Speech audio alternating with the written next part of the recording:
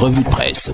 La revue de presse spéciale sur ITFM, Centre et Cam News 24 émettant depuis Garoua, le tri hebdomadaire d'Icalo et Challenge Hebdo vous sont offerts par MBF Media Productions. Le tri hebdomadaire d'Icalo à la une, il s'appellera Léon XIV. Le 267e chef de l'église catholique a été élu le 8 mai 2025.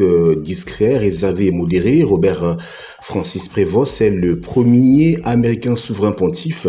Le portrait du pape de l'unité est livré à la page 12 du tir hebdomadaire d'Icalo. Poursuivons notre tour d'horizon de ces deux journaux. Nous sommes bien évidemment en plein pied d'Icalo. Examens officiels vers un déroulement optimal en 2025. Tel est l'objectif visé par la tenue de la réunion sectorielle de concertation entre les enseignants du secondaire de la région du littoral sous le regard bienveillant de Madame Tamar Eboane Ndengue Bongo, déléguée régionale des enseignements secondaires. Toujours avec le tir hebdomadaire d'Icalo, poursuivons notre tour d'horizon. Fin des états généraux sur la gestion des ordures, les conclusions du conclave de Yaoundé. Après 2 jours de réflexion, les participants se sont séparés, laissant une constellation de résolutions et recommandations sur la table du gouvernement. Industrie extractive, le Cameroun négocie son retour à Liti. Suspendu depuis le mois de mars 2024 pour résultats insuffisants, le Cameroun veut retrouver les couloirs de l'initiative pour la transparence dans les industries extractives ITI. Malgré les bons rendements, le coton camerounais sous pression, les festivités des 20 ans de l'Association des producteurs de coton africains se sont tenues la semaine dernière à Garoua, dans le nord du Cameroun. Le bassin cotonnier du pays, le lieu de la célébration n'a pas été choisi au hasard, car le Cameroun est le pays qui présente les meilleurs rendements du continent, nous fait-on savoir. Toujours avec Dicalo, continuons à feuilleter notre journal. Restructuration, un nouvel espoir de redressement pour la SICAM. La cotonnière industrielle du Cameroun, SICAM, en proie à des difficultés persistantes, s'engage donc dans une nouvelle phase de restructuration.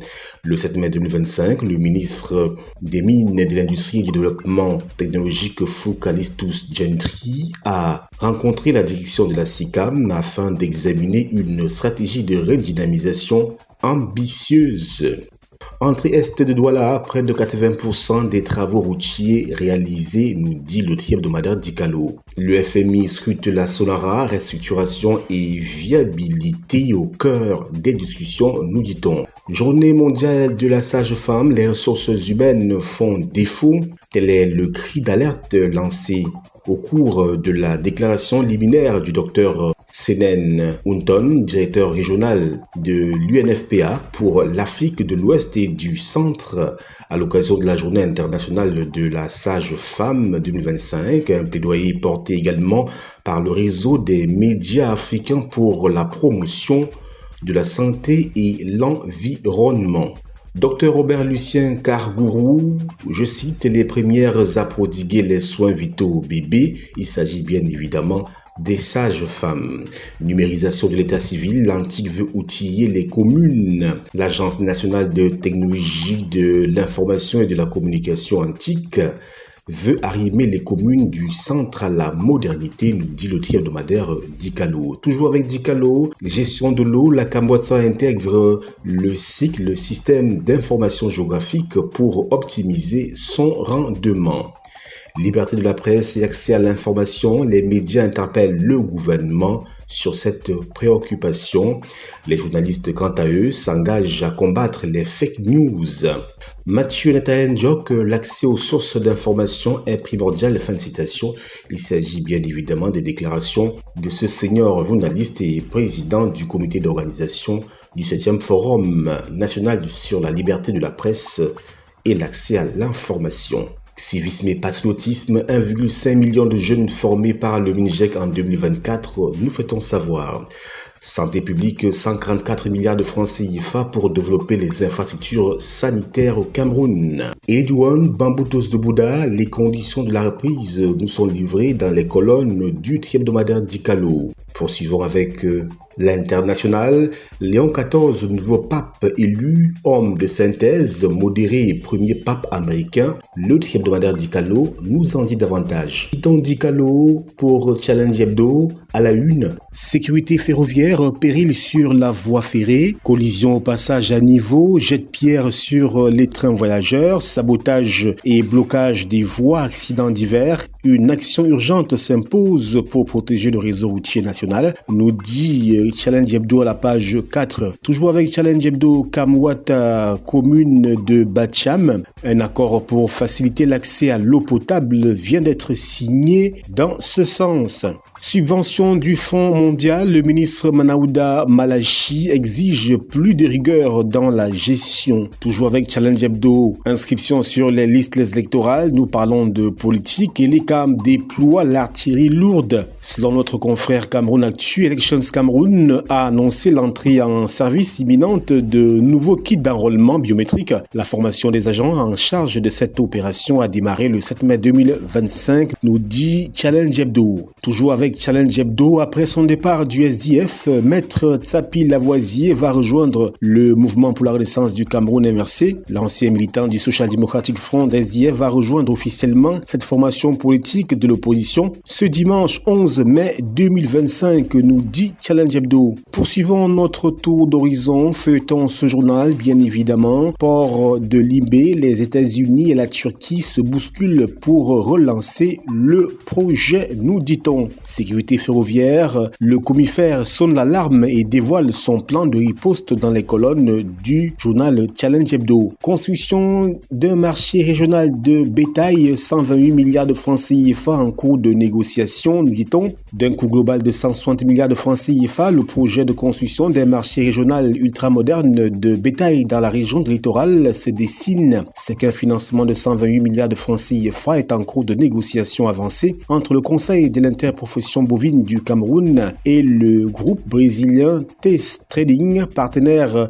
d'une banque d'investissement locale, ce qui représente 80% du financement attendu, nous dit Challenge Hebdo. Toujours avec Challenge Hebdo, le riz à un prix abordable, 50 kg à 17 000 francs CFA pour combattre la vie chère. Selon l'Institut national de la statistique, 8 personnes actives sur 10 sont touchées par le sous-emploi, nous fait-on savoir. Lutte contre le chômage donc, toujours avec Challenge Hebdo, 8 000 emplois créés dans le secteur informel en 8 ans, nous dit-on. Paris sur la jeunesse, un atelier pour financer une stratégie ambitieuse. Challenge Hebdo nous en dit davantage. Partenariat, le numérique au cœur du système de santé camerounais. Un accord vient d'être signé dans ce sens à Yaoundé entre le ministère de la Santé publique et la Cameroun Telecommunication. Les détails sont livrés dans les colonnes de Challenge Hebdo. Hôpital général de Yaoundé, un forfait de 90 000 francs CFA institué pour un accouchement. Eh bien, Challenge Hebdo nous dévoile les contours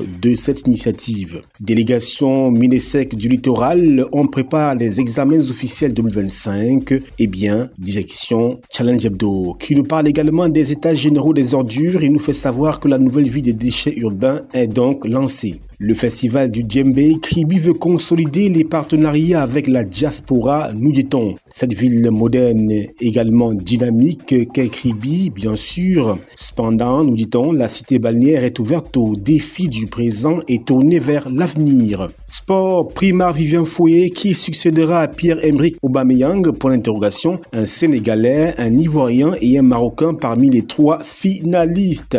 Conclave premier fumée noire au Vatican. Les 133 cardinaux chargés d'élire un successeur à François sont entrés en conclave ce mercredi 7 mai au Vatican. Ils vont débattre et voter pour désigner le 267e pape de l'Église catholique. Le premier tour de vote n'a pas permis de trouver un pape, nous dit Challenge Hebdo. Diplomatie, nous sommes donc à l'étranger. Emmanuel Macron a reçu Paul Kagame à l'Élysée. Le contenu des échanges est à suivre dans Challenge Hebdo. Voilà madame, monsieur, c'est la fin de la revue de presse spéciale. L'autre hebdomadaire Dicalo et Challenge Hebdo vous ont été feuilletés de fond en comble avec le concours de MBF Media Productions. Nos programmes se poursuivent.